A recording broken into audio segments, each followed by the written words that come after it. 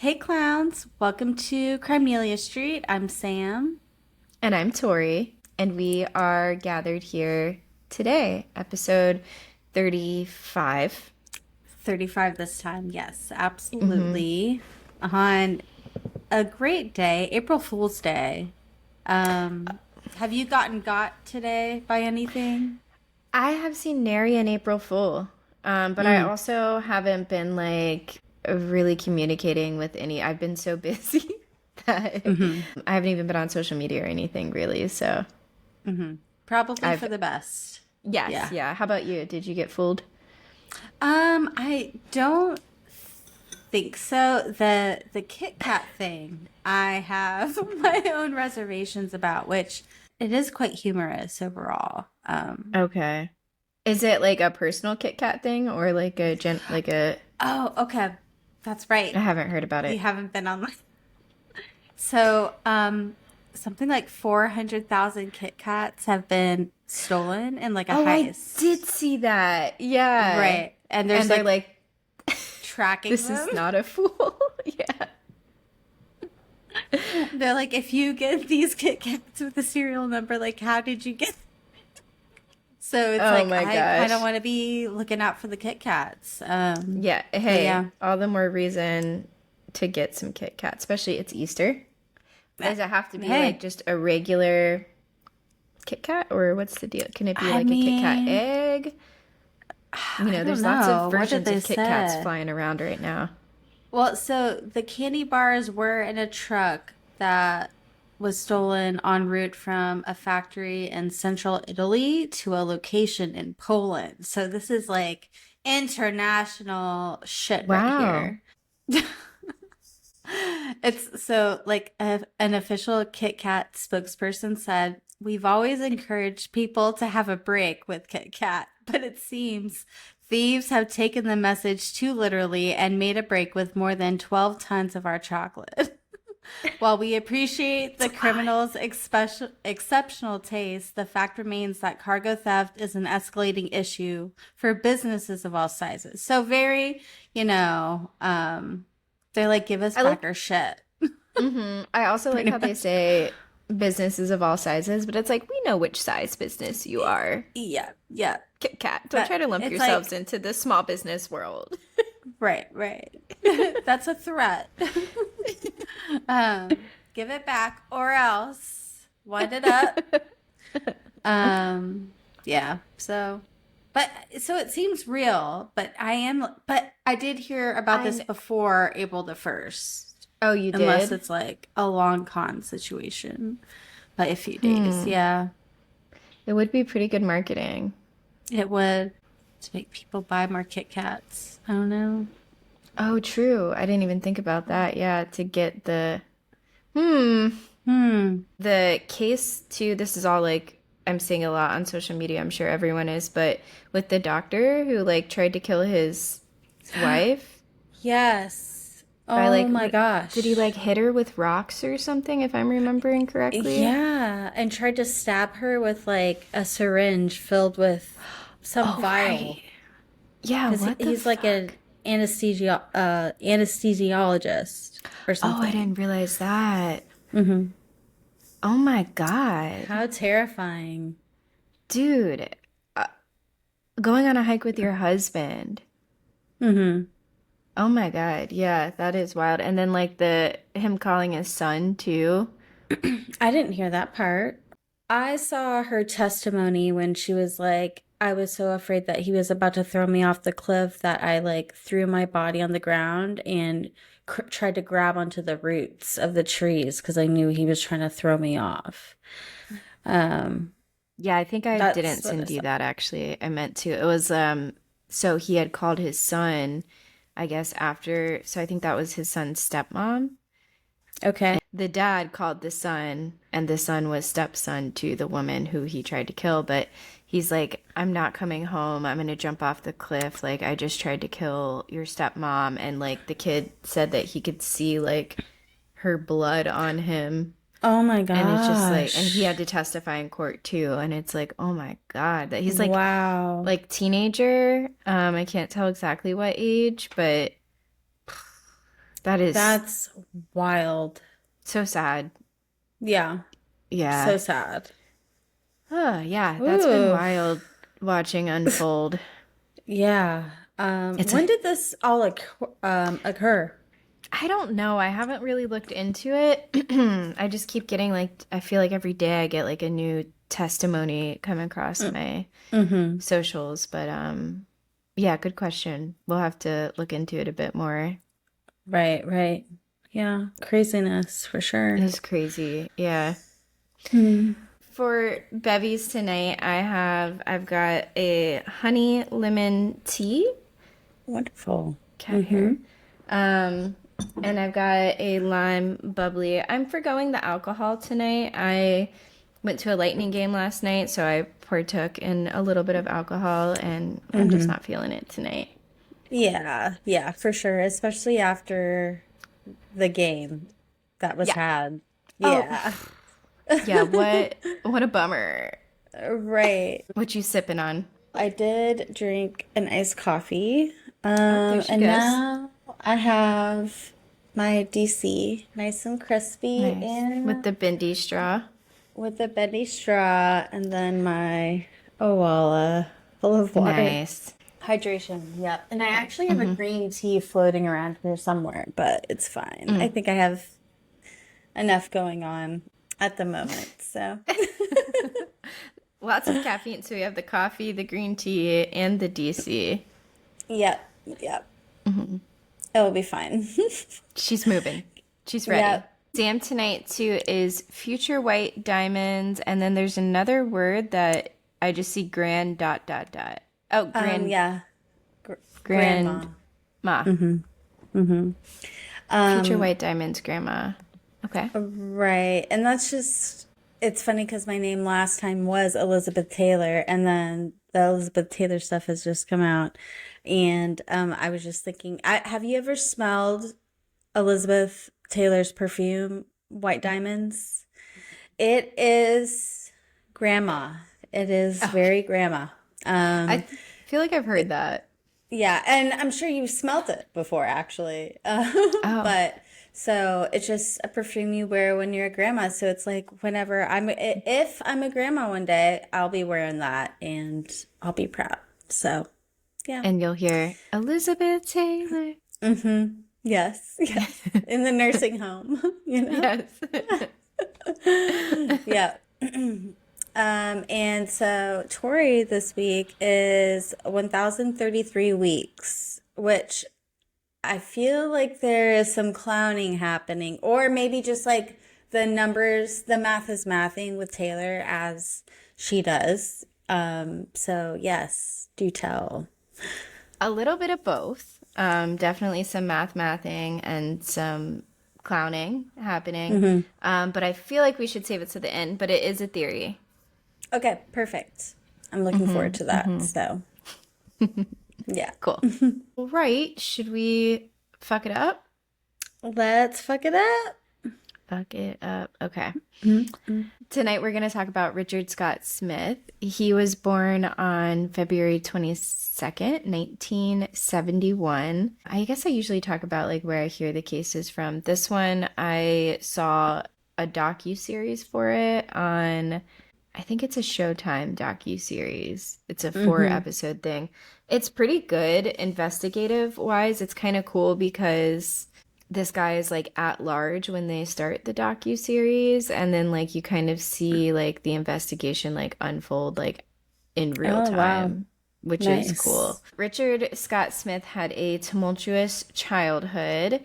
He went by several names throughout his life. I tried to, in my notes for the most that I could, keep it to calling him Rick, but you may hear me refer to him as Scott or Mickey as well, especially if it's like from certain people's perspectives, because he just used a lot of different aliases. Okay. So Rick went by several names, Rick, Scott, or Mickey. Scott was what his family called him. He lived with his grandparents for the first 9 years of his life because his mother was mentally unstable. His mom also, it seemed like there was generational mental unwellness up Mm. his mom's side of the family.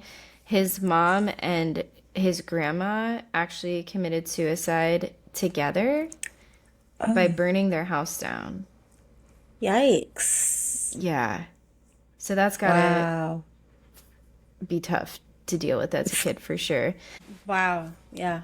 And it brings up like the nature versus nurture discussion too. As you'll see, he seems to have some kind of mental instabilities as well. So it's just like, is that genetics or is it like Mm-hmm. the environment he was raised in or, anyways, Combination, like a perfect storm situation. Like could be, all these right. specific factors just create, I don't know.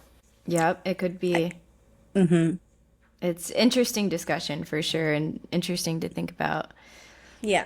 So, Scott's dad was a severe alcoholic and remarried several times and had a lot of other children. Scott suffered from physical abuse as well from one of his stepmoms. I don't think he lived with his dad ever, but it seems like maybe he would go visit. But yeah, he did suffer from physical abuse from one of his stepmoms, and he remembers his dad not doing anything to stop it as well. So that's Mm-hmm. pretty terrible.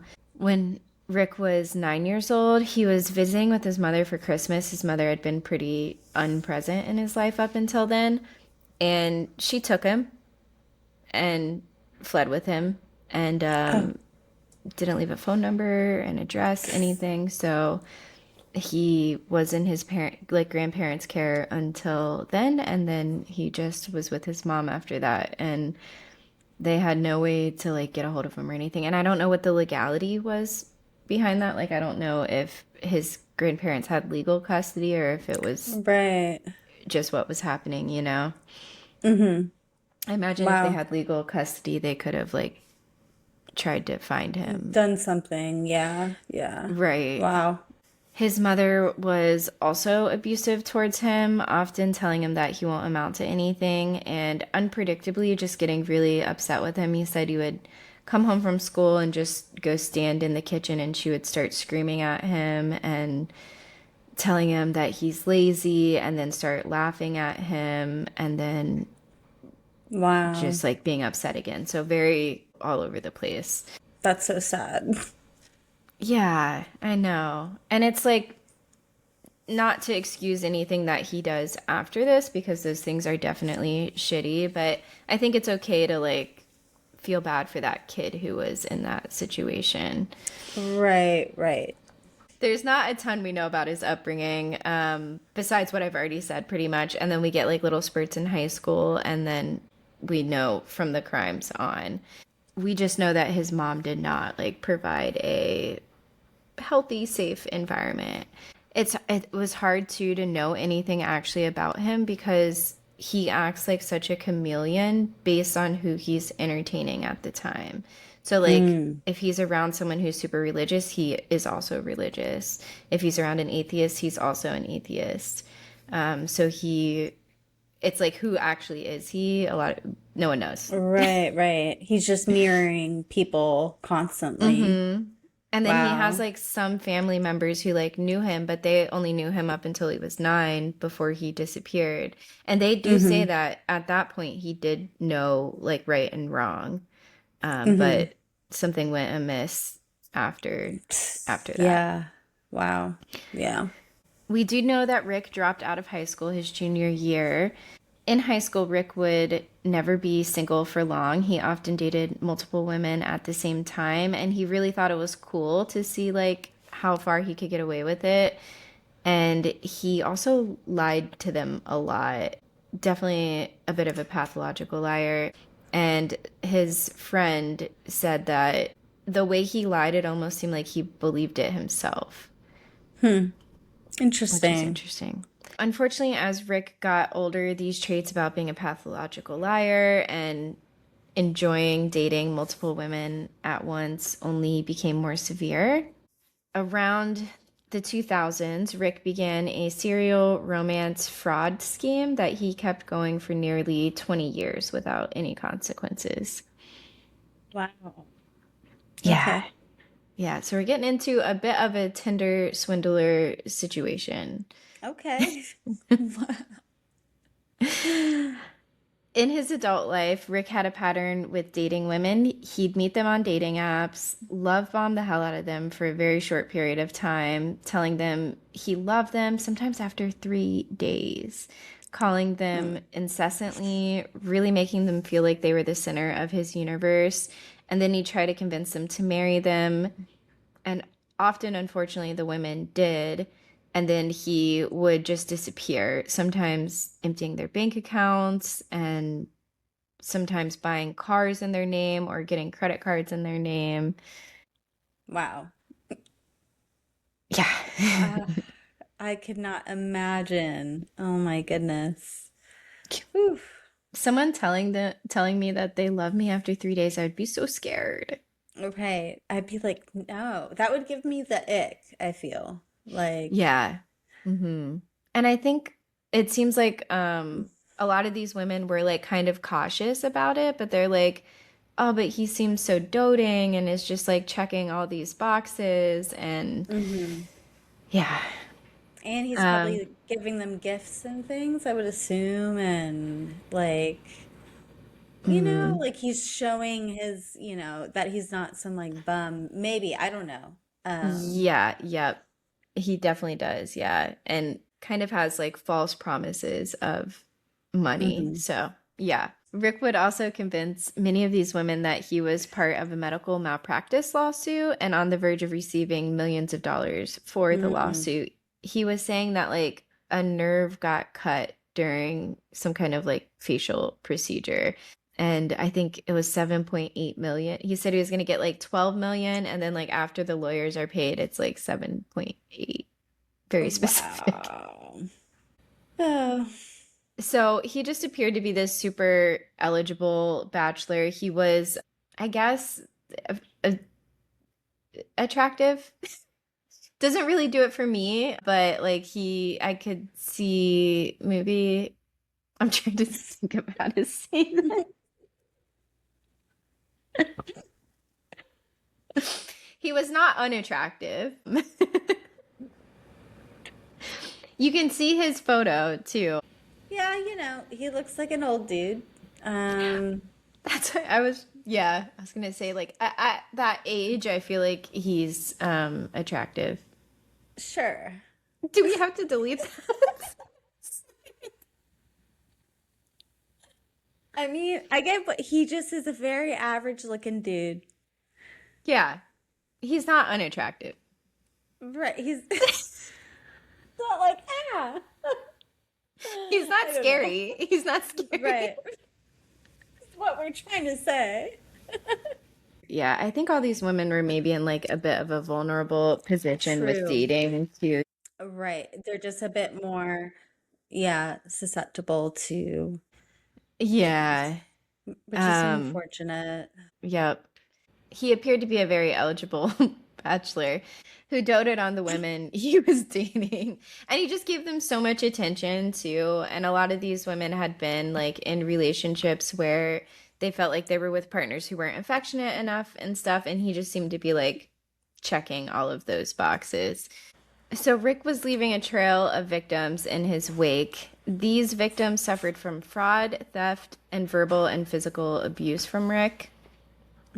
In May of 2014, Lisa Linton, one of Rick's ex-wives and victims, started a blog that was initially intended to warn other women about Rick and his scheming ways, but it actually turned into something more where all of the exes were going there to talk to try to warn women in the future, but also to talk about like what happened to them. And it eventually even became more where they were starting to kind of track him down when the time came that they needed to. Nice. That's crazy. That's so cool Yeah, though. Like yeah. comparing notes and stuff. That hmm must be hmm wild. It's like a what do they call those groups? You know, where you're like not a Like a comfort group. support group. Yes, yep. Hmm. But yeah, but with a mission. The eligible bachelor Rick victim support group. I It don't was know. actually called like Rick this Crook Scott or something. Wow. The Crook was in there. Rick Scott, the Crook Smith, something like that. Mm-hmm. So I'm gonna go through some of the victims and their stories and involvement with Rick, and then we'll like get into the investigation bit of it. So there's a lot of people too in this case. I tried to boil it down as much as I could, but just fair warning, there is a lot of people in this. So Lisa Linton and Rick married in April of 2012 in Georgia. Lisa was wife number six of his. Lisa ended up leaving Rick just a few months later due to his manipulative nature. Luckily, she had frozen all of her bank accounts immediately when she left him, and he was unable to steal any of her shared pool of their shared pool of money. Holly Koch, I think it is. It's no, it's Koch. I think that's Coke. Mm-hmm. Um, Holly and Rick talked for 2 months on a dating app before finally meeting each other. So that's like a decent build up. I feel like 2 months. They quickly became serious, and Rick convinced Holly to move in with him, and they were planning on getting married. He also convinced her to join his business. Holly and her family members soon became suspicious of Rick, and she ended things with him in May of 2015. Because she got involved in his business, she lost a lot of money through that, and it Ooh. actually was a fictitious business, which is why I put business in air quotes. I guess Mm. I should say that for those not watching on YouTube. But it was a fictitious business, and she was actually able to sue him and won the lawsuit against Rick for $90,000, but has yet to receive a payout because he Damn. has to pay it. Right, right. Yeah, That little detail. a little bit. Yeah. Yeah. There's Jean Hansen. Rick ended up leaving Jean in financial distress after bleeding her dry and promising that he'd pay her back once he sold a business of his for 1.2 million. Pretty sure that business never existed. Uh, Rick, yeah, yeah. Rick and Jean met at a singles night and ended up flying to Vegas to get married in August of 2015. By January of 2016, Jean felt she was being abused by Rick's manipulative behavior. Mm. Jean eventually found Lisa's blog and discovered not only had Rick been married before her to Lisa, but had also been engaged to another woman in Iowa a month before her and Rick got married. wow. That must be such a gut punch to find that out. Like, ugh. And to find like this blog too, to Yeah. this person you married. And it's like, oh my God, he's Wild. such a con man and Mm-hmm. has hurt all these other people and it was married to someone else. Like, I don't know. Yeah, that's wild. And then Mm-hmm. five other someone else's before that, someone else. Jean ended up so broke that she had to borrow money to file bankruptcy.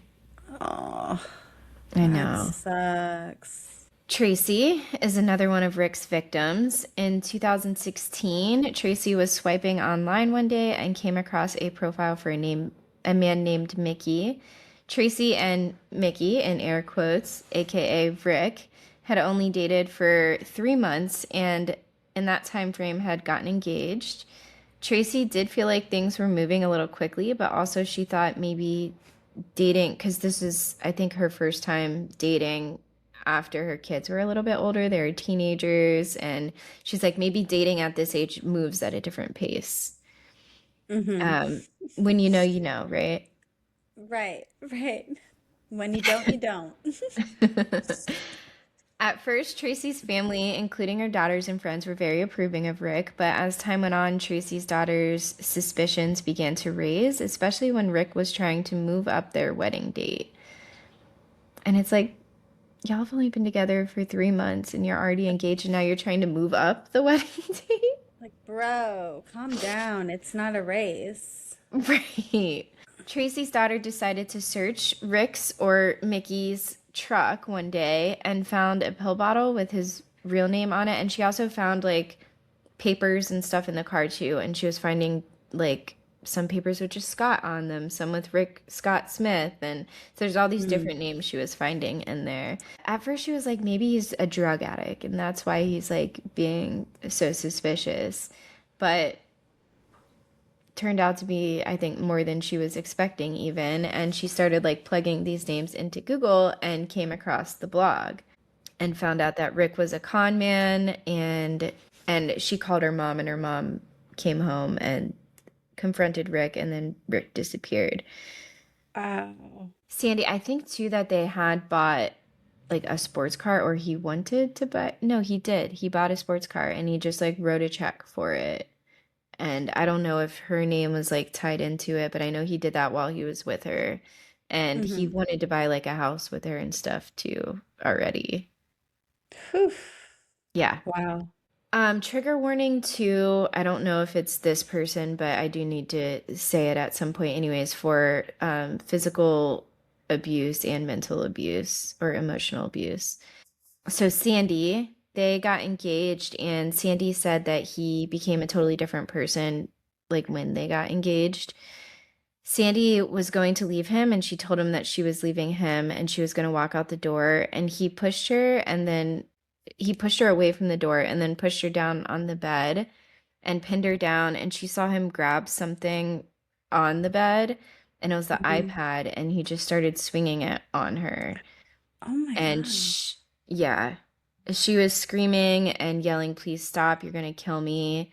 And she even in the docuseries like shared the images of like the bruises all over her body as well from this. Oh. Rick called her leaving voicemails, which she also played on the documentary as well. So it was wild to like hear those. There's a couple of the women who like played his voicemails on Mm-hmm. it, and it was just wild to hear. But yeah, he called her leaving voicemails saying that he's so sad and he's going to church to pray for guidance and that he deserves a second chance. Ugh. Ugh. Next. Yeah. Sandy said the same thing. She pressed charges against Rick, and they ended up putting a warrant out for his arrest, and they did arrest him. He was arrested for domestic abuse, and this was in 2015. Mm. Good. Yes. And I think he got put on probation. He wasn't in jail for long. Mm-hmm. Sabrina Dunlap is another victim. Sabrina is a hairstylist that met Rick at the salon that she worked at. She had done his hair a few times before they decided to exchange numbers. When they did exchange numbers, he called her immediately after leaving the salon. And the two quickly entered into a relationship. Rick would cook dinner every night for Sabrina when she got off work. Within months, they planned to get married. Rick even got a tattoo with Sabrina's name on his back. That's That's a that, dedication. yep, that's a choice for sure. It's a commitment to the bit. Mm-hmm. Sabrina learned that Rick was still married to Jean. She then found out that he had bought two cars in her name and opened cable services in her name in four different apartments in Kansas City. Wow. Okay. How is Yeah. this guy like even getting, because you have to do a proof of income and stuff for apartments. It's just wild, like how he's moving his way or able to worm his way through life. Ugh, I hate it. Yeah, worm his way through life is the perfect way to say it too. Hmm. Yeah, I don't honestly, I don't even know how you can like mentally balance all of these things. Like Right. He must have I, really great lists. he has to. Right. Sabrina did report Rick to the police and they gave him probation and then he disappeared on it.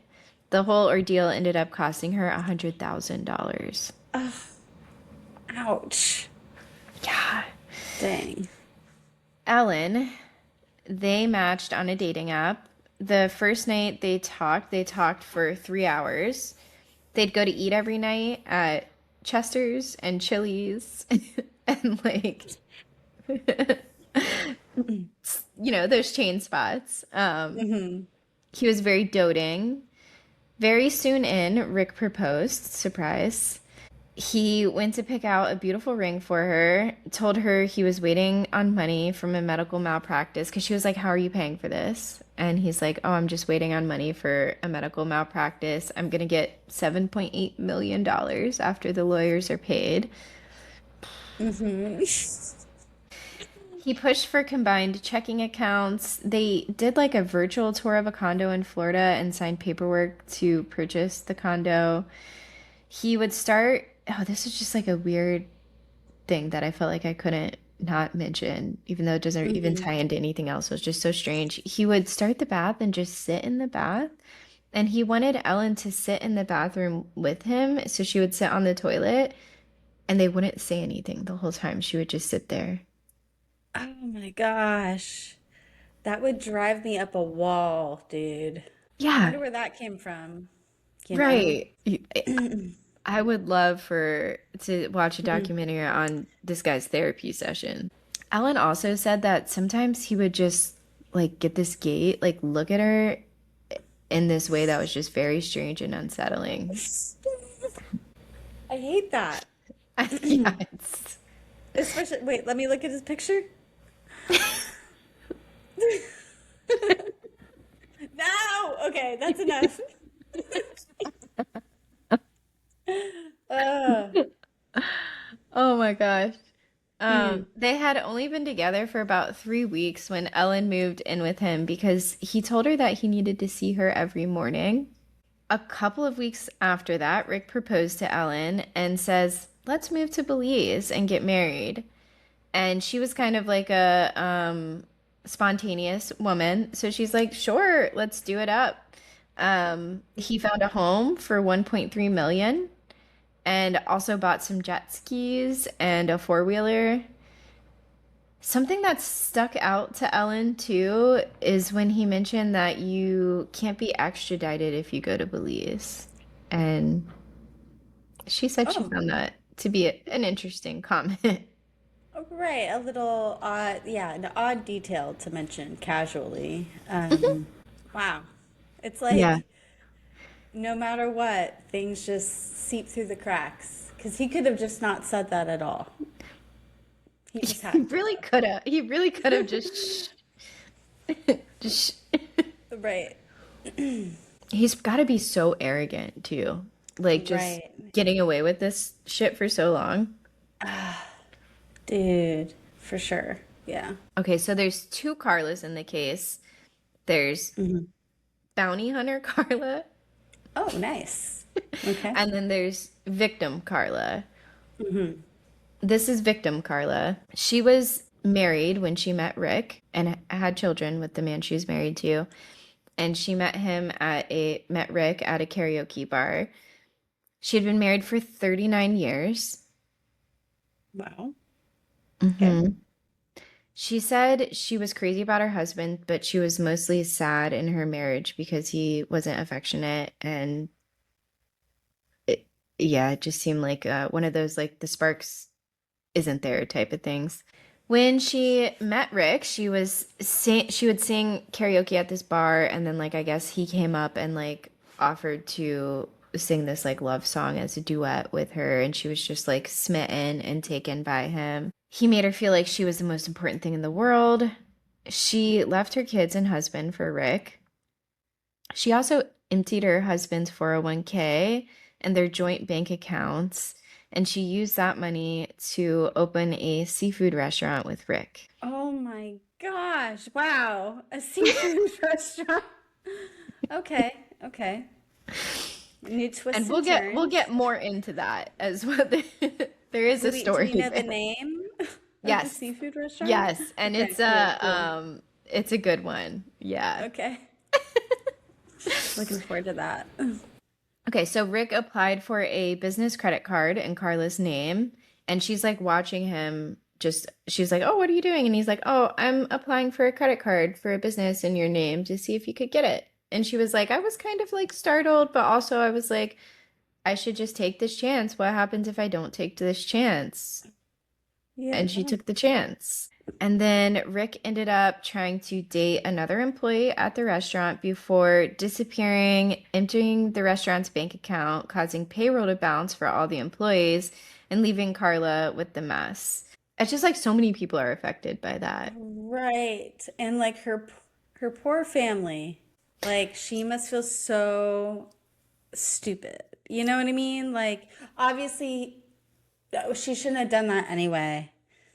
But to be Right. swindled by this guy, like that is To leave your crazy. husband of 40 years for this guy to just like dupe you. Yeah. Right.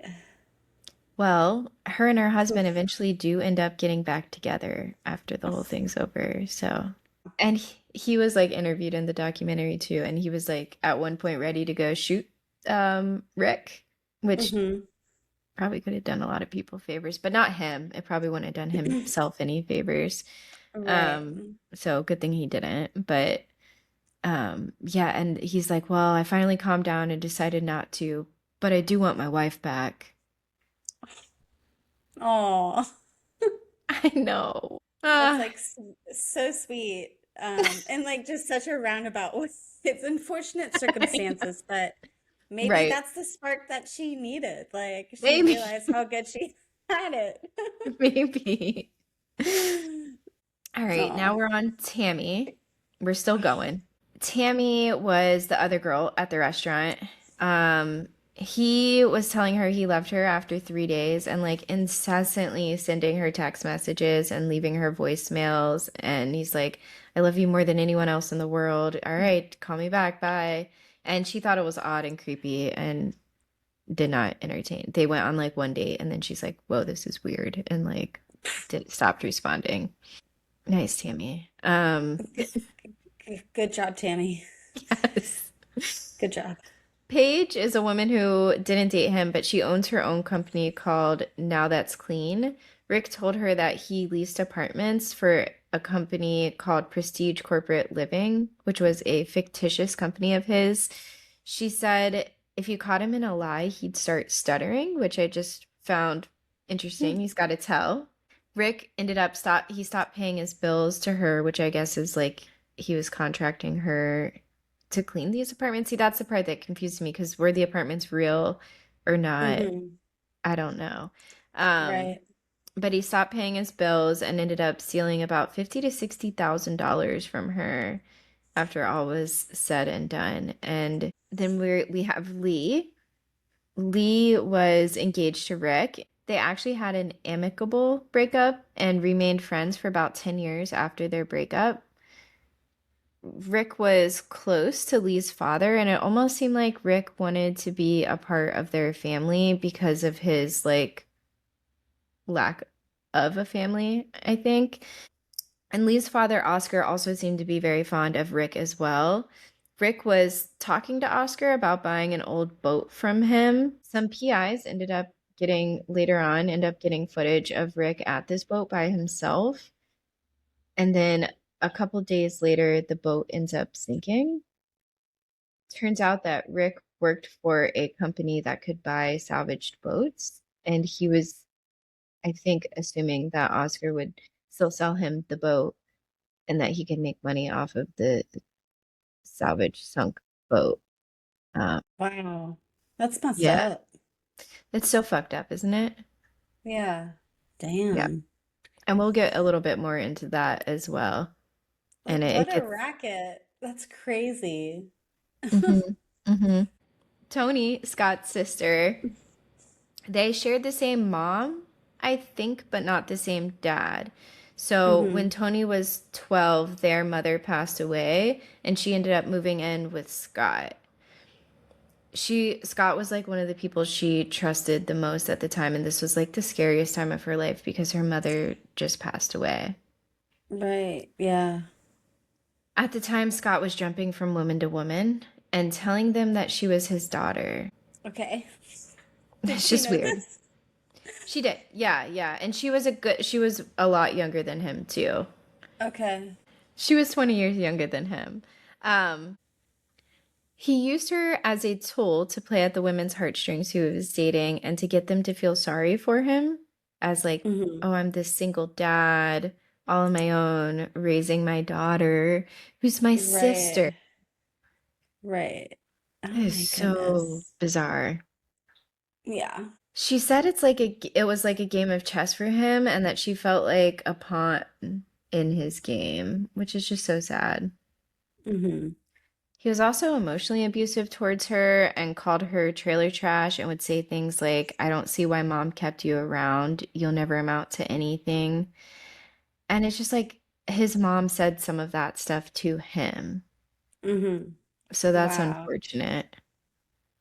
It's just carrying on the abuse and the trauma, you know. And It's really they sad. do interview him in the documentary, and you can hear him talking about how his mom said these things to him and like how much it affected. Like he sounds so sad saying it. And it's just like, how Hmm. could you just turn that around and do that to someone else? I Hmm. mean, I guess that, it happens all the time, but it's always just so baffling to me. Now that she's an adult, she's cut all ties to him and he doesn't know where she lives except for the state that she's in. And that's super intentional on her part. She wants to keep it that way. Now there's the aunt, Katie. There's two aunts, Katie and Kimmy. Katie had gone 27 years without hearing from him when he reached out to her on Facebook. She hadn't heard from him since he was 9. And then 27 years later, he found her on Facebook and reached out. When they did get back in contact, he would tell his aunt, "You're the closest thing I've ever had to a mom." And then when they were out with people at restaurants and stuff, he started introducing her as his mom to people. Okay. It's just like He's just deciding what relationships it's an are like interesting repetitive pattern that he has. just change history like, and it goes back to how he was a liar, a pathological liar, and he just started believing in his own little delusions. And it True. just the if so the story goes like that's crazy. Yeah. So it goes. Then there's Kimmy, his other aunt. Katie's, this is where like the names of it all is a lot. I said this to myself 14 times trying to like map it in my head. Katie's husband is Kimmy's brother, Wally. So Katie Okay. is his aunt, Mm-hmm. I think on his dad's side. And then Kimmy is also his aunt, right? Katie's husband Right. is Kimmy's brother. Yes. Yes. Right. So sorry. That is very confusing. No, that's good. So, Wally, Katie's husband, Kimmy's brother, was a Vietnam vet and ended up in the hospital from a brain condition from the different chemicals and stuff that he was exposed to at the time. Mm-hmm. He had been in the hospital, and Scott jumps in to be a hero and takes Wally's medical power of attorney and tries to sign Wally into a home to take Wally's home for himself. Oh, wow. Okay, Yeah, that's a new low. from this, yeah, like literally an Mm-hmm. army vet who was exposed to chemicals and has this brain issue because of it. And that is Wow. so scummy. Yeah, that's disgusting. So he also ended up selling some of Wally's possessions without consulting the rest of the family and was trying to turn, I guess, the family members against each other in the drama of it all. This one's a little rough. Uh, Trigger warning again. This is Michelle. Her husband and her were having difficulties when she met Rick, and she ended up with Rick. And she was at like a vulnerable time in her life when she met him because of the difficulties she was having in her own marriage at the time. And he convinced her to get out of that marriage. Her and Rick got married, and she said on her wedding night that he flipped a switch and was a totally different person, which is interesting because we've heard that also with one of the other victims. The moment they got engaged, he became a different person as well. So at their wedding, he was giving her a ton of shots and just like getting her super drunk. And then he told her he told Michelle's friends that Michelle needed to go outside because she's had so much to drink that he walked outside first and then she walked outside after him, and as she's walking out he slams the glass door on her, and it made her fall back, and then her head hit a fire extinguisher, and then she blacked out. Oh my God. Wow. And then she's coming to. When she comes to, she sees just blood all over her white wedding dress. And she ended up having to get 5 staples in her head on her wedding night. He was also emotionally abusive towards her as well. He told her if she ever left him that he'd hurt her. He'd leave the house at like 8:25 in the morning to go to work, and by 8:30 he was already calling her wanting to know what she was doing. That's the worst. Yeah. It's just so, it's like, are you projecting because you're already doing something else 5 minutes after you leave the house? Like, what is that, dude? And she'd say if she didn't answer the phone, he'd just sneak into the house and she'd notice that he's just like, she'd be in the shower and she'd notice he's just in the bathroom watching her. No. Yeah. Yikes. Yeah. Nightmare fuel. Oh my Dude, goodness. I don't even, honestly. I was about to pull up his picture again. No, I'm not going to. She said he had this like freaky look on his face too, like the other victim said, and that it was just very scary for her. That whole time in her life was very scary for her. Yeah, I dude, I hate that like bet. look in the face thing. Right. Mm, That's yeah, so disturbing. it is. Ugh. He tried to isolate her from her family and children as well. She ended up after a certain point, like she would just be like, "Go ahead, hit me, hit me. If you do, I'm gonna grab the knife and I'm gonna stab you with it."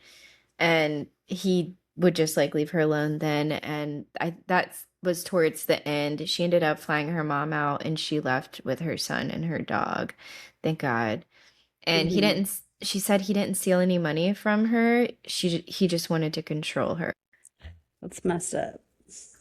That's the end of my list of victims. It's quite the list. I wonder how many that was. Let's see. One, two, That's three. incredible.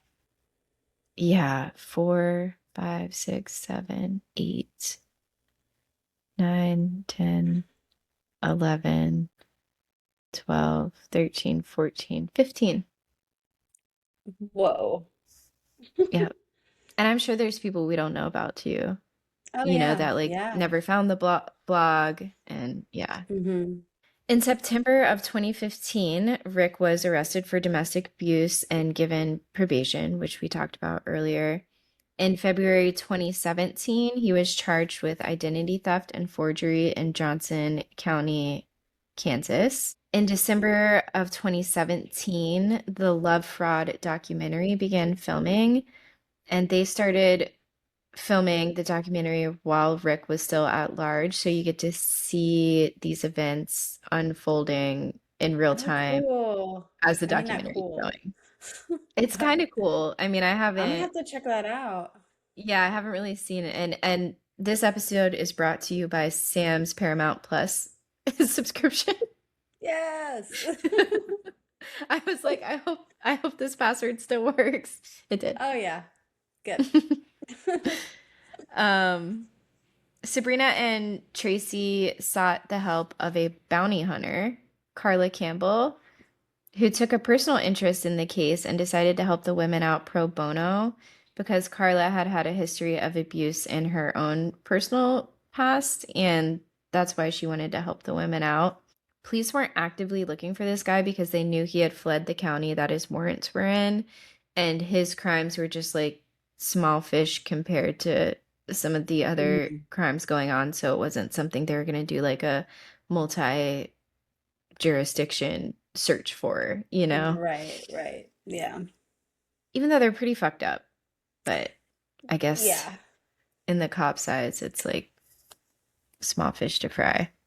Yeah. So now we're on Carla, Bounty Hunter. This woman is a badass. I was about to say she sounds like a badass. She is. I would And not mess with she, her. hell no. Mm-mm. But great person to have on your side. Hmm. She's a character for sure. She's a bit of an older woman, and she's just got the mouth of a sailor on her. She decided to get into bounty hunting after someone suggested it to her one night after seeing her get in a scuffle with a bar patron at a bar that she was bartending at. And the patron had backhanded a woman he was with and like slapped her off her stool. And then Carla went and grabbed him by the neck and they got into an altercation. And she said that they both ended up on the floor and he went to sleep. Nice. Good. Yeah. Go, go, go. Yeah. And Wow. then one of the other patrons was like, "Have you ever thought about bounty hunting?" It would be She's like, great. "What's that?" Yeah. Do I get to carry a Wow. gun? So Yeah. So the hunt to find Rick was underway. The women from the blog are like joining up. They're getting more information. They're also like constantly looking at the blog because new women are Mhm. coming in, and then they're kind of like following Rick's trail through the blog from like, okay, he was in this state at that time in this city, just based on the women finding the blog. Their first lead was to sit outside the apartments that he rented out to see if he'd show up. They did find a truck in what they knew to be like his parking space. When they ran the tags for it, the truck was registered in a fictitious company's name. So seems like it was his. Okay. And his motorcycle was also parked at the apartment building as well. But there Hmm. was a point when Rick worked at a mortgage company in Atlanta, and he was known to be a great salesman there. One day, the place of employment got a call from a big jewelry company that said that Rick had scammed them for thousands of dollars of jewelry that he had bought for a girl, and that they were going to press charges and he was going to jail. The Mm. next day, he called his coworker and the guy who had gotten the call at the mortgage company. He called him and said that he's at the hospital and he had just had a heart attack. So then that guy goes to visit him at the hospital and he noticed that he wasn't connected to any machines. He's just Yeah. sitting there with like his arms behind his head watching the TV in the hospital bed. Hmm. Um And then as the coworker was leaving, the doctor was walking in and the doctor's like looking at his charts and he hears the doctor saying, "So have you ever had any kind of coronary event or Oh, cardiac event?" So like he was just like at the hospital, but like not because he right. had a heart attack, because Right. then the doctor would know. Exactly. He probably was just like, oh, I have like chest pain or Right. something. And that gets Mm-hmm. you at least back there and they realize, oh, you're not. And then the next morning he Yeah. disappeared from that job. How convenient. Yep, Wow. yep, yep. Some women started sharing a video to the blog for a restaurant called Crab Kings with K's. Okay.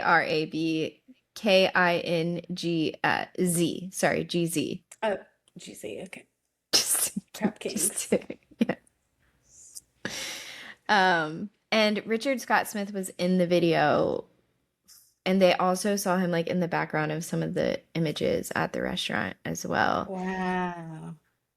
Carla the bounty hunter found out that one of the partners for the business, Crab Kings, was Mickey Smith. And we know that's one of his aliases. So they're onto him. Crab Kings was located in Wichita, so they kind of know where to hone in at. Rick had opened up the restaurant with victim Carla, who left her husband and emptied out the 401k and the account to go start the seafood restaurant. Hmm. Bounty hunter Carla couldn't go to Wichita because it was out of her jurisdiction to help the victims, but she did have a number of someone who could help them track Rick down out in Wichita. So that guy was trying to find Rick. The guy does some PI work and eventually spots Rick outside of Crab Kings. Unfortunately, soon after Rick was spotted, he disappeared from Crab Kings. Sorry. He disappeared from Cap. He disappeared from Crab Kings. It's just funny. Yes, it's a sentence I never saw myself saying. Exactly. Yep. Samantha, an employee at Crab Kings, gave some additional information on Rick and victim Carla. Samantha thought that Rick and Carla were together when she was hired at Crab Kings and that Carla was divorced, but she soon found out that Carla was still legally married to the man who she had been married to for 40 years. Carla says she knew about Rick the Crook Smith when they started talking, but was so taken by Rick's love bombing that she didn't think it could happen to her, I guess. Carla had mentioned to him one time how much she enjoyed Bubba Gump and mentioned that she'd love to have a restaurant like that one day. So he applied for a business credit card for her, and Carla felt like she had to take the chance. The business did really well in Wichita, as there wasn't much competition for seafood restaurants. There was just a Red Lobster. And there wasn't like a more fast food, like casual Crab Kings. Seafood. Crab Kings. Yeah. Crab Kings. Okay. Some of the employees noticed Mickey never wanted his picture taken with the staff, even on the grand opening night, which is odd. You'd think if you're a partner, like you'd want to be in the photo. Most of the employees assumed Rick and Carla were married. One night when they went out after work, one of the employees said something about Rick and Carla being together, and Rick got super upset and offended and called Carla a freak and was adamant that they were not together and that he didn't like Carla. But this is when they were clearly together? Like, They definitely were before. I think that there was like some time that passed while they were like opening the restaurant and all of that. And like the employees were probably there for some amount of time before the restaurant actually opened. Um, but yeah, it seems like during that time, I guess he decided he hates her, um, but still working with her. how strange. Yeah, and Um, just rude. yeah, super rude. After he like opened up a business like in her name, mind you, and all these, like what? Like Yeah. at least he took his face away in the other situations, but like how dare you still have your face around and act that way? On the grand opening day of Crab Kings, Mickey bought flowers for a different employee than Carla. Carla thought he was bringing flowers for her. Mm-mm. Nope. He brought flowers for Tammy. The audacity. The audacity. Tammy went on 1 or 2 dates with Mickey, but found him odd and creepy because they were only together for like 3 days when Rick started saying he loved her multiple times and was sending her just a ton of text and voicemails. And I guess she recognized the love bombing and was like, ew, I hate that. And she said she was creeped out and just found it to be very odd. Some of the women knew about this girl named Lee from Knoxville, Tennessee. When Ellen had her doubts so Ellen was one of the other victims, when she was like doubting, because she, I think, had found the blog at some point when they started dating. So she was doubting Rick. Rick had Ellen talk to this woman named Lee, who he said was a good friend of hers, to comfort Ellen. And Lee couldn't say enough nice things about him. So the women who are trying to find Rick are like, what's going on with Lee? Because she likes him. Still, like, are they still together? Or can she, like, tell us where he is? And Lee was the one, she had been engaged to Rick, but they amicably split. So the victims looking for Rick thought that Lee might know something about his whereabouts. Jean, who was one of the victims, called Lee, and Lee sounded super sus on the phone call.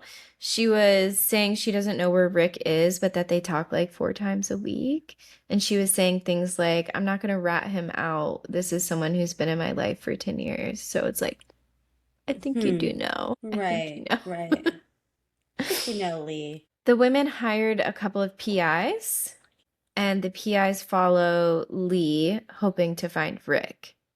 When the PIs ran a background check on Rick, Multiple aliases came up with him, as well as social security numbers and addresses. 10 different social security numbers came up with him, 58 addresses, and 43 different phone numbers. And most of the addresses he was at for a short time, obviously. Mm-hmm. Wow. 58. That's nuts. I feel like I've moved a lot, but like, I don't know, maybe 15, 20 addresses total. Mm-hmm. Yeah, Wow. that's wild. The private investigators ended up seeing Rick coming out of Lee's housing complex and getting into a vehicle. They considered calling the cops, but they were like, no, we only have one chance to call the cops. So, like, let's learn his routines and figure out, like, everything about him before we call the cops. So, they plan to gather intel on him before calling the cops, that they know all of his habits and such when they try to get him arrested. They find out that he works as a salesman selling RVs, which just feels like right on par. Right, right. That tracks for sure. Mm-hmm. I'm surprised he's not a used car salesman, but Right. salesman feels right. They follow him to a boat dock where he meets someone in a white car who they find out is Oscar, Lee's dad. It also turns out that the car Rick is driving did belong to Oscar as well. So it seems like Oscar just gave him a car, which is Wow. so nice of Oscar. Oscar leaves at the boat dock. Rick suspiciously hangs about. They see him like washing off the dock and just like kind of hanging out on the boat, and they're like, what is he doing? It just seemed amiss. During the time that the documentary is filming, Lee breaks up with her boyfriend of 3 years, Daryl. Daryl says one day Rick called Lee saying that he needed a place to stay, and she let him stay at her and her dad's condo. Daryl fills us in that Oscar is getting up there in age and he's not totally of sound mind or memory. He's a bit out of it. And he started telling Oscar that, like, oh, I feel like you're just like a father to me. And then he takes the leap and just starts calling him dad and father. And I feel like that's so manipulative because Oh he's not yeah. of the right mind. And it had to Right. be really confusing to Oscar. And here he is giving him a car and like thinking about selling his boat to him. The private investigators are still following him, trying to learn his routines, and they've seen him go car shopping, house shopping, and dating multiple women at the same time. They found out he was going to be staying at a Super 8 one night, and the PIs and victims made a plan to call the police the next morning to try to get him arrested. With the warrant that was out for his arrest, there's one in Iowa and one in Kansas. So they get to the hotel that morning and they're calling the cops. They're like, "Hey, he's here. We have a fugitive. Please come get him." And like watching this part of the documentary is painful because the cops are moving so slow. It's like Ugh, the sloths at the DMV in Zootopia. right. It's That's maddening. And she's uh like, so they're on the phone long enough to where Rick starts leaving the hotel. He's like walking out with his suitcase, and she's like, he's leaving right now. And the woman's like, okay, and is this a white or a black male, or what is his rate? And it's like, uh girl, just get them here. What the hell does that right. matter? He's leaving. That's so frustrating. They'll find out when they get here. They'll see him. Mm-hmm. So, anyways, they end up following. This is when the woman on the phone actually, the whoever's on the police dispatch actually has a little urgency in her voice because she's like, well, we're following him. And she's like, no, no, no, don't follow him. And she's like, we are. And they kept following Rick, and he ended up driving to a shopping mall. They must have gotten back on the phone because she hung up on the dispatch person at that point. Mm-hmm. But they must have gotten back on the phone with the cops at some point, or maybe one of the other PIs was on the phone with the cops because the cops do end up showing up behind them and then pulling Rick over at this shopping center. Mm-hmm. So he was finally arrested. And this is Thank in goodness. 2018. Yeah. What a wild ride to get there, right? Right, right. That's nuts. But thankfully they got him. One day after his arrest, Oscar's boat sinks. Oscar said the boat was 34 years old and that he had never had a problem with it before. They ended up telling Oscar, hey, we actually saw him out at the dock by himself the other day and it seems suspicious. And Oscar at first was like, no, Scott would never do anything like that. And I'd even sell him the boat now as salvage. And then they're like, really? And they're talking to him a little bit longer. And then I think it kind of sinks in for Oscar and Mm-hmm. he turns on Rick pretty quickly, seeing that like there is profit in him and like motive. Mm-hmm. And he also does seem a bit out of it as well. So I could see like what Daryl was saying. Lee, Oscar's daughter, who brought Rick into their life, was very upset and she knew right away that it was Rick who had tried to sink the boat because he worked for a place that I guess would buy the boat and he could make money Mm-hmm. for the boat as salvage.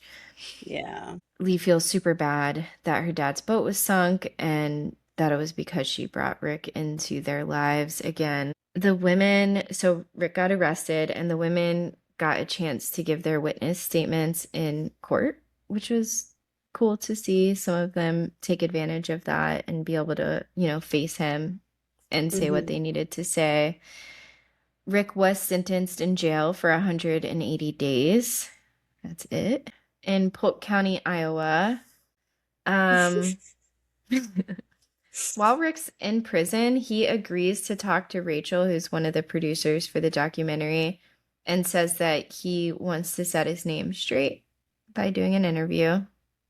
Mm-hmm. I'm not going to talk too much about the interview. It was literal absolute nonsense coming out of this man's mouth. Please. Oh, Okay, I can no, imagine. just babbling idiot. Like, yeah. And he was twitching the whole time and stuttering. And I'm like, he's lying. He's But like lying. he looked like if you don't watch the documentary, at least Google his interview. Mm-hmm. He or YouTube it, he looked so I've never seen someone look as guilty as he looked. And I'm like, is Yikes. this what he looked like when he was lying? Like, I feel like I don't Right. have Oh to my know him to be gosh. like that man is lying. Yeah. But Obvi. Dang. um but yeah, he pretty much just talks nonsense the whole time and just digs his hole deeper. He's certainly not clearing his name. He just seems Mm-hmm. like such a rat, honestly. One of the funnier bits, though, of the interview is when the woman interviewing him asks how many times he's been married, and he says 5. And then she's like, "Oh, can you list your wives?" And he like lists them, and she's like, "Okay, and what about this one?" And he's like, "Oh, yeah, I forgot about that. Yeah, that one. And he's like, well, where did she fit in? And he's like, oh, she was before this person, and ended up being 10 Oh my marriages. goodness. Wow. Um, yeah, But he's like, let's call it 5. yes. And in his interview the whole time too, he's like, I just want to be trusted and loved, and like I never meant for these women not to trust me. And it's like you're literally trying to clear your name right now and lying about how many people you've married when they know they've talked to them. He also starts whining that he can't just be normal and have a Facebook page because of the witch hunt after him. Wah, wah, wah. So sad. And saying that he just wants to be a normal guy. Then be normal. Right. Right. Then Or don't just like steal, don't, yeah, don't steal. manipulate, abuse people. Ah, Um, Rick. She too asks at one point if there's anything he wants to say to the women that he has affected.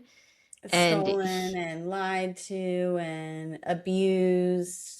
Yeah, yep. what I would Hmm. love to hear what he has to say.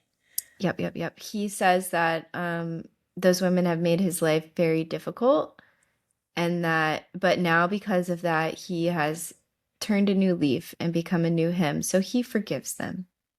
Oh, wow. He's blessing them with his forgiveness. Yep. That is, wow, so The, generous. the ego to like, uh, That's crazy.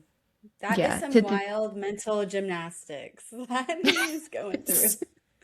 It really is. Yeah. Yeah. 6 months later, when he's been released from jail, there's footage of him in a pool with a new woman, and she's like just monkeyed around him. You're And like, that's you where the don't documentary. understand him. I know. I understand. Uh, No, I can fix him. no, really, I can. Yeah. And that's where the documentary ends with them in the pool. He's currently on probation through 2029, and the last known sighting of him was in Kansas in August of 2020. August 30th of 2020, the Love Fraud documentary aired. So I'm sure he's not Right. being seen wherever he Yeah. is. What do you think of this one? Wow, it's just so scary that there's people like this just everywhere. Um, Yeah. and yeah, I just wonder where he is now. I'm surprised he's like been able to stay under the radar for like 6 years too. Same, same. Or it's like, is he using the same names or nicknames? Probably Probably not. not. Yeah. No. With all the social security numbers and oh man, Like, how's he not getting that is charges wild. for that? I thought that was Right. such a serious crime. Right. Isn't that like tax, probably like some tax evasion somewhere in Has to be. there? Right. Um, there has to be. Has to Um, be. yeah, that is crazy. Yeah. Yeah, that's a I good feel one like, though. mm-hmm. I feel like he obviously has to have some mental health issues, but he needs like serious help. And it's sad that he's not getting it because he's been institutionalized. So, like, you would think while he's in Hmm. there, they're like, this guy actually should maybe be in a mental home, or at least once he leaves here. Right. Yeah, he's Um, a menace to society. right. Instead of getting the help he needs, he's just wrecking havoc on society. And Hmm. that's a bummer. And it was also strange too. He would steal these women's like credit, really, but he'd never really stole cash. So like Hmm. he's essentially like walking away with nothing a lot of the times, except maybe paying like the cable bill next month or something like that. But like, Right. Yeah. yeah, very Hmm. strange con man. But yeah, that's a good story for sure. Thanks. Yeah, it's interesting. So we have a lot of Taylor stuff going on. The Taylor versus Alive again. It is. It's coming alive. Let's see. We had the Elizabeth Taylor thing on. This- Oh, it was what could you possibly get for the girl on the last day of Women's History Month? Oh, okay. And we have something in mind. The Elizabeth Taylor music video is out now on Spotify and Apple Music. Okay. Yeah, because I guess March was Women's History Month. Okay, that Gotcha. makes sense. Okay. So yeah, we have that. Yes, and I loved it. I know a lot of people are like it wasn't a huge production, but I think it was a great nod. I mean, she made a whole song about Elizabeth Taylor, so Hmm. I think it was a cool nod to like use her movies Yeah. as the video. Yeah, That for is what my sure. name is about. 133 weeks. But first, I did want to mention too, we won 7 awards at the iHeartRadio Oh, Music. I'm yes. saying we as in like Yeah, me too, us but I just feel like collectively. yes, I just feel like we've been getting so snubbed with all the award shows, and Hmm. I think we didn't qualify. I can't, I gotta stop saying we. I think she didn't qualify for the Grammys because of like the cutout date or something, right? The cutout. I could be wrong about that, but I think I remember hearing someone say that. Hmm. No, I think you're Um, right. Yeah. so we didn't get any. She didn't get anything for the Grammys. Um, but yeah, and she hasn't won anything for Showgirl, so I was happy to see her Oh, take yeah. the house. So many. I actually on Mastermind. Did you do Mastermind for it? I did. Yeah, I think I only put her to win, which foolishly. I think it was like 3 or 4 awards. So when I saw seven, I was like, "Hokey toot, that's awesome." So Yeah. Yeah, I only put for yeah. one because I'm used to not winning anything anymore. Hmm. Right, right. And I was trying to win Mastermind at least. Exactly. Yes, yes. But no, that was fun. Hmm. And I loved her outfit. I loved her makeup. I The loved outfit everything was about it. debut. The second Oh I saw yeah. it, I was like, debut. That's debut. Yes. Yes. And So, people are trying to like, like the tassels and the dude, glitter. that is so People are silly. saying, yeah, I know. It's like, oh my God, it's happening again.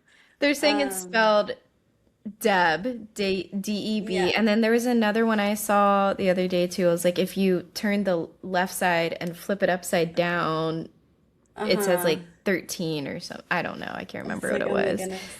Right, right.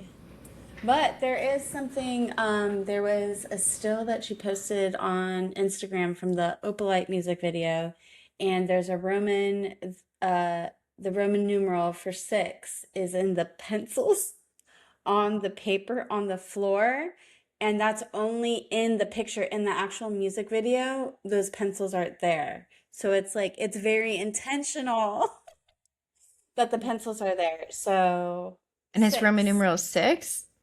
Mm-hmm. We cannot handle any sixes right Oh no. now, okay? Right. Do not even show us anything related to a six right now. Don't. I don't want to see the coffee cup with the black nail. I don't want to see the No. sixes. Absolutely not. It's too soon. It's too soon. Again, though, I'm so Exactly. happy that she has her master's, obviously. Again, absolutely, But absolutely. yeah, Disclaimer. I think we have to add that disclaimer every single every time. single time. Yep. It's Hmm. just, it's too fresh, it's too raw. We are still processing, we're still getting through it. Hmm. Coming to terms. I don't know. Yeah. Are we? Do we need to? I don't know, but it's fine. Anyway, um, okay, so your name, Yes. A did thousand that, and 33 weeks. yes, yes, but did that have to do with the Nikki King? Hmm. Okay, cool. I did not get a chance to watch that, so please tell me. So the music videos that, or the movies that were used in the music video for the Elizabeth Taylor music video, the first um movie was when Elizabeth Taylor was 16, and she was an actor before that, so it could have gone before that, but it didn't. And then the last movie was Boom when she was 36, I think. Um Hmm. which is the gap from the beginning of Taylor's discography to the end of it as of now. Um Right. and it's also both 1033 weeks apart. Wow. And then there was something about the music video came out 331. So like if you flip it backwards, Huh. Oh then it's yeah. March 330. 31st. Yeah, I guess if you take the zero out. Mm-hmm. That's fine. That's Um fine. yeah. So, yeah, go watch Nikki King. She explains it better, obviously, the Mm-hmm. queen of theories, Oh my gosh, yeah. but yeah, That's pretty interesting cool though. that she went from 16 to 36, I feel like. Right. And that 16 the to weeks are so specific. right. No, that's crazy. Like, how far in advance did she have to plan that out? Right, right. Pretty far, I So, would say. so Um, debut TV is coming. That's next uh, for sure. exactly. Yes, I And then I think agree. she was saying something too, like maybe 10, I don't know, October or something I can't remember all the specifics. Hmm. But it's coming, and it used to be 1 2 1 2, so I wonder if we'll get the vault tracks as well, or maybe all of Reputation. Um as well this year. I don't know. I don't know. I'm Oh, back in the clown car. I'm back in the clown car. yeah, let's get in. All yeah, Beep all aboard. beep. Yeah.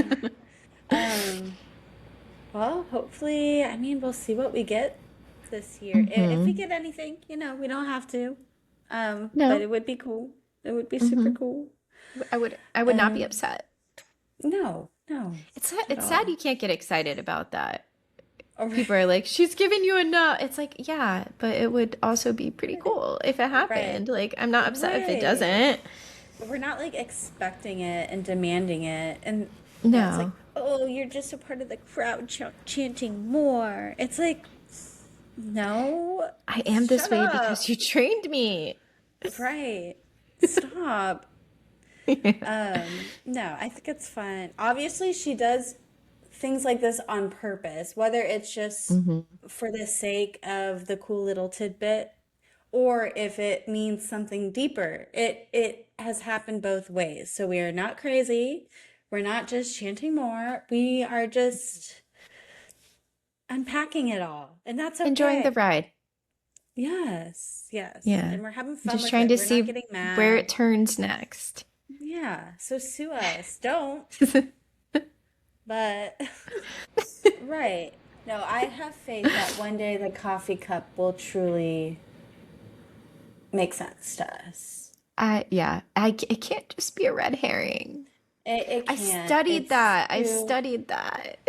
right. No, I have faith, Tori, that one day it is going to all make sense and Thank you. the stars will align and we'll be Thank like, you. it will be so worth the wait. Thank you. And I'm so glad for you that the orange door has come to fruition. Thank you. That was pretty satisfying. I knew that orange door was up to something. You So did. You did. it was just there, staring at us each time. And then it But wasn't. and then it wasn't. So yeah, that was great.